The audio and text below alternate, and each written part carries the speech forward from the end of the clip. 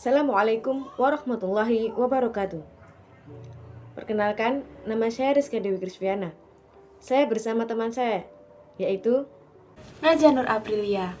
Kami dari Prodi Pendidikan Kimia A tahun 2021 Universitas Negeri Yogyakarta. Di sini kami akan membahas mengenai terbatasnya sumber air bersih di kalangan masyarakat miskin. Selamat menyaksikan. air sebagai unsur penting menjadi sumber permasalahan dalam ketersediaannya di alam ini. Indonesia memiliki sumber daya air yang cukup melimpah, sehingga harus dijaga kelestariannya dari kerusakan maupun pencemaran. World Water Forum II di Den Haag tahun 2000 memproyeksikan bahwa pada tahun 2025 akan terjadi krisis di beberapa jumlah negara, salah satunya Indonesia. Tentu, hal tersebut sangat mungkin terjadi apabila pemerintah dan perusahaan air minum tidak dapat mengelola aset utamanya secara maksimal. Berbagai permasalahan yang dihadapi oleh perusahaan air minum di Indonesia saat ini yaitu tingginya tingkat kebocoran air yang diproduksi, belum terpakainya kapasitas produksi, biaya operasional yang mahal, kesulitan keuangan, adanya penggundulan hutan di daerah aliran sungai, serta masih banyak lagi. Upaya pengentasan kemiskinan dan penurunan proporsi masyarakat yang belum mendapatkan air minum layak konsumsi perlu ditingkatkan. Sebagai contoh, kasus yang diambil di Kota Semarang.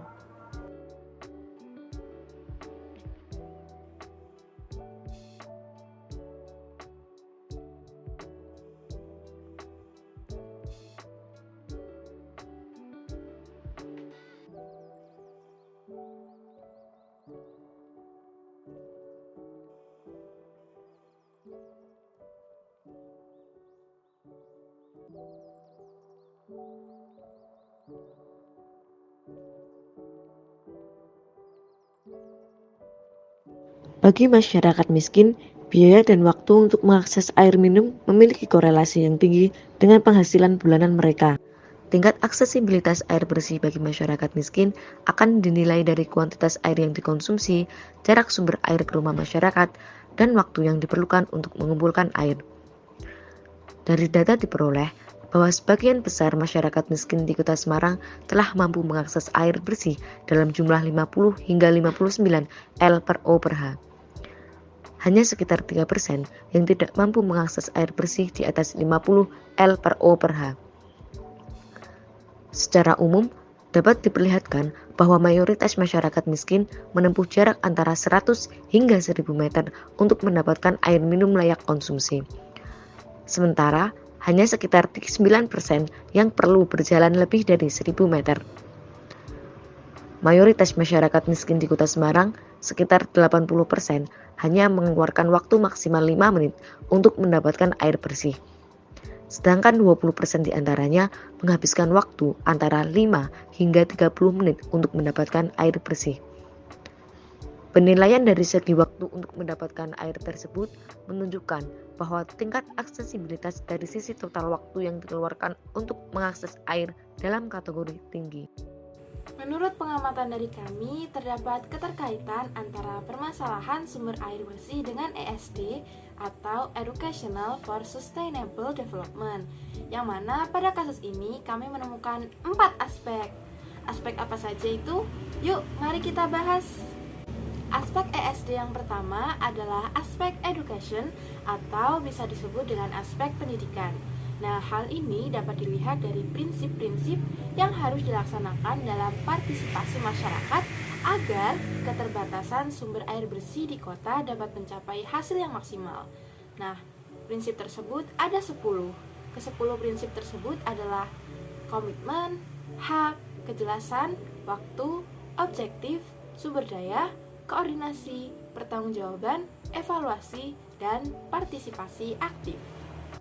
Yang kedua, ada aspek environmental education atau pendidikan lingkungan hidup. Aspek ini sangat penting dan berhubungan dengan kualitas sumber air bersih dari suatu wilayah. Masyarakat miskin perkotaan biasanya identik dengan pemukiman yang kumuh dan juga liar. Hal ini dikarenakan ketidakmampuan dan ketidakpekaan masyarakat untuk meningkatkan mutu kebersihan lingkungan di daerahnya, sehingga diperlukan adanya pendidikan lingkungan hidup bagi masyarakat yang mana akan membuat masyarakat mengerti hubungan antara pentingnya menjaga lingkungan sekitar dengan ketersediaan sumber air bersih. Daerah-daerah yang kumuh yang dipenuhi oleh sampah dengan kesadaran akan lingkungan bersih perlahan akan membaik. Dimulai dari kesadaran membuang sampah pada tempatnya, membersihkan lingkungan, dan langkah kecil penghijauan seperti menanam pohon, tanaman hias, atau mungkin pohon-pohon buah. Nah, daerah yang tadinya kumuh kemudian dengan kesadaran lingkungan akan menjadi asri. Hal tersebut tidak menutup kemungkinan untuk memunculkan sumber air yang tadinya tidak layak menjadi lebih layak karena kondisi kebersihan suatu lingkungan telah membaik. Kemudian aspek yang ketiga ada development education atau pendidikan pembangunan. Loh, apa hubungannya air bersih dengan pendidikan pembangunan? Nah, dalam kenyataannya semakin banyak jumlah penduduk, maka semakin banyak pula kebutuhan air. Hal itu berarti persediaan air juga akan semakin terbatas dari waktu ke waktu. Di satu sisi, ada masyarakat yang kesulitan dalam memperoleh air bersih untuk kehidupan sehari-hari. Sementara di sisi lain, terdapat penggunaan air secara berlebihan tanpa memperhatikan kebutuhan generasi yang akan datang. Hal ini sudah terlihat pada zaman sekarang. Jika beberapa tahun yang lalu kita masih dapat mengkonsumsi air secara berlebih, namun sekarang kita harus hemat-hemat dalam mengkonsumsi air bersih supaya kita tidak kehabisan stoknya. Keterlibatan masyarakat dapat menjadi suatu dasar dalam pembangunan berkelanjutan yang dapat merubah perilaku serta memperbaiki kondisi sosial dan lingkungan masyarakat.